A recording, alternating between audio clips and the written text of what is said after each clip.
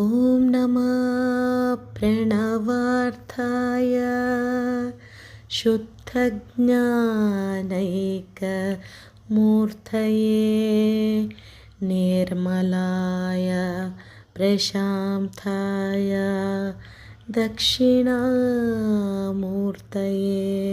नमः। ॐ